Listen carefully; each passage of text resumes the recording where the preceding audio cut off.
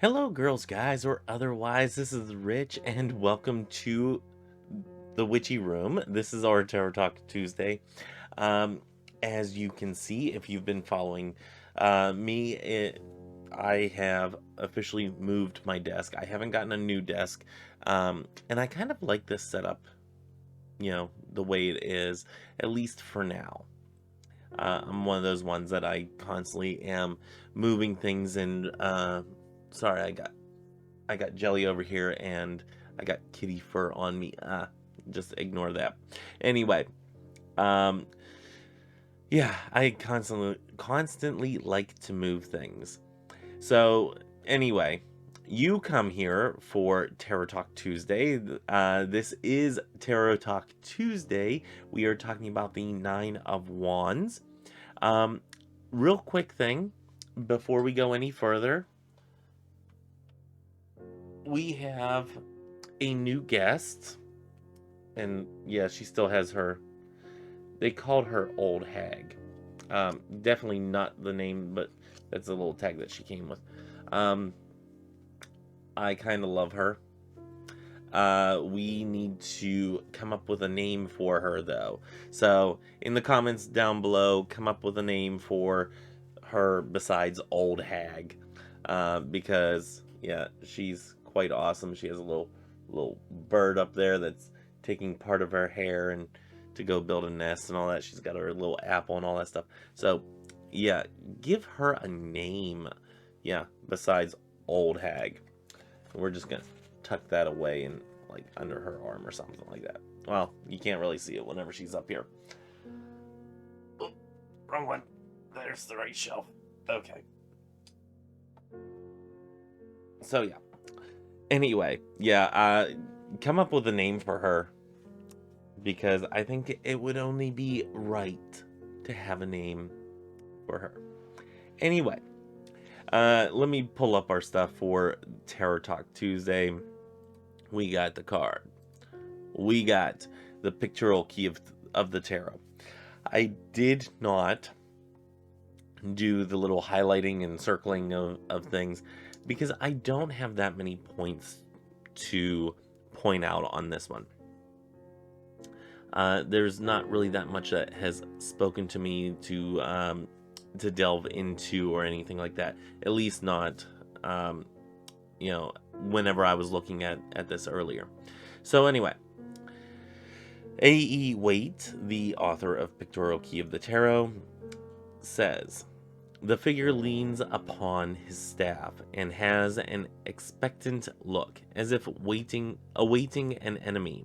Behind are 8 other staves, erect, in orderly disposition, like a palisade. Divinatory meanings. The card signifies strength in opposition. If attacked, the person will meet an onslaught boldly. I'm sorry.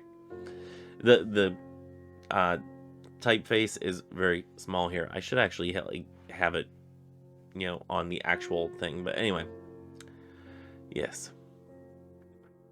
If attacked, the person will meet an onslaught boldly, and his build shrews, that he may prove a formidable antagonist. With this main significant, there are all its possible adjuncts, delay, suspension, adjournment, reversed obstacles, adversity, calamity. Okay. So, let's go ahead and get rid of that. And we'll make... Come on. There we go. Okay, we'll make that bigger. There we go. Okay, so what do we have looking at this card? First things first is we saw in the 7 of Wands, I'm sorry. We saw in the 7 of Wands, we saw that the individual was on a higher ground and whatnot. This card is more about being on solid ground. You can see that he's standing on concrete in this one. We're not sure exactly where this is, if he's at a palace or if he's just like, on the side of a road or something like that. We're not really sure. Behind him are the 8 wands, and then behind that we have mountains. Now, one thing that I like about this one is about putting up boundaries. Clearly, he has put up a boundary behind him, so he's not attacked from behind. He has stationed himself up against mountains. So, and even though they might be far off in the distance, we don't really know. But the mountains are there, which is a natural boundary. But he is holding on to this wand, and you can see that he's been through this fight before. Maybe this is the same individual as the 7 of Wands. Matter of fact, now I really want to look this up. Let's see. 7 of Wands. Is this the same individual? It is not the same individual. Okay. So it's not the same individual. And if it is the same individual, maybe this is him grown up or whatnot. But what we do see here is that he's holding on to a wand. He's been through a battle before with the bandage on his head. He's ready to fight. This card is about setting up boundaries and, persevering through one thing to another in order to finalize, to get to the end point of whatever the project is at hand, whatever the venture is at hand. So this individual is pursuing along. He's ready for battle at a moment's notice. He has 8 wands behind him, not only creating that barrier, but also as a way of having a weapon ready to fight in case this one breaks or he gets disarmed somehow. He has that natural barrier, the mountains behind him. He is on solid ground. He is ready to go forward. So this one is more about the perseverance, go forward, set those boundaries and keep to those boundaries, have solid boundaries, not letting people push you around and whatnot, not making exceptions, basically holding your own health, your own well-being, your own stability, holding that as important. I know that for me, a lot of times if somebody asks me to do something, a lot of times I'm wanting to help. I'm wanting to aid in whatever way I can. And I have a tendency to run myself a little thin because I don't set those clear boundaries. I've done this time and time again, and apparently I don't learn my damn lesson. So that's one thing to note with this one. Whenever we are, hold on here. How did I do this before? There we go. Whenever we were looking at it in the reversed, see, I'm learning some tricks here. It's getting fun. Whenever we see this card come up in a reversed, it doesn't necessarily mean that you won't get to that finish line. And the reason I'm saying the finish line is because this is a 9 card. These are cards that kind of round out the suit. Of course, we have the 10, which is the ultimate of the non-court cards, the numbered are part of the minors. So anyway, we are coming to, this is the penultimate. This is getting to the finish line.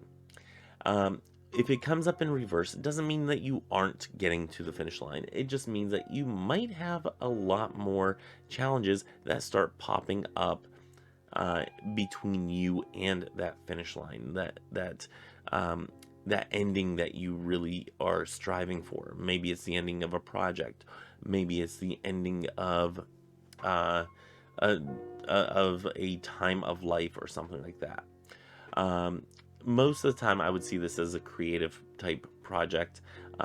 something that is, well, this would be fire. This would be something that's a passion project.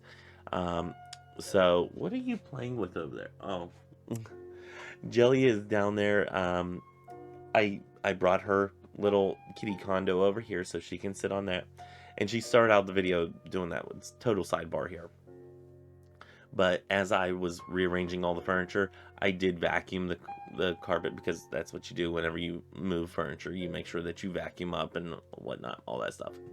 And I didn't wrap up the cord to the vacuum, and she's over there having fun playing with the vacuum cord. Anyway. So, back to the card. So the 9 over here, the 9 of Wands, does not mean that you're not going to make it to the finish line, that you're not going to make it to the end of this passion project. It just means that you might have a couple more challenges along the way. This might be a little slowing down, and might be a little, you might feel halted time and time again. Push through those periods. Push through that, those stumbling blocks. Another thing is, maybe this card is coming up because it's telling you that you aren't setting those boundaries that you should be setting. And this card is to remind you of that, to set up those boundaries, to have those as clear cut. This is where I draw the line type boundaries. Be adamant about this. This is a time to have those boundaries. So that's pretty much all that I have for, I'm still getting used to, there's the controls there. That's all that I have for the 9 of Wands. Join me next week. We're on next week, right? Yep. Join me next week for the 10 of Wands. We're actually going to get to the Page of Wands this month. So, exciting. But you know what? Looking forward, it's kind of daunting, because we've only gotten through 2 suits, or we're only getting through the second suit, and we're almost done with the year. It's like, oh my gosh, what's going on here?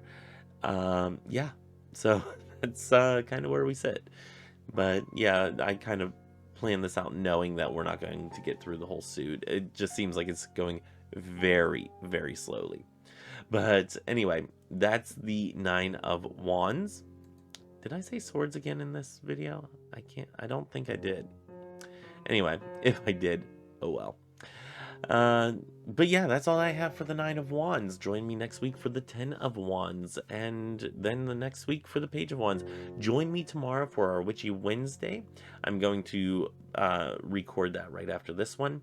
I'm recording this on Monday, by the way. Yeah. Just got done with this room. Loving it. Anyway, yeah, I'm going to go and film our Witchy Wednesday one, which is talking about circle casting. So yeah, join me for that one. A lot of information to impart, and yeah, lots of fun. I absolutely love the science and the symbolism of circle casting, even if I don't always do it for myself, for spell work and whatnot. I absolutely love talking about the science behind circle casting.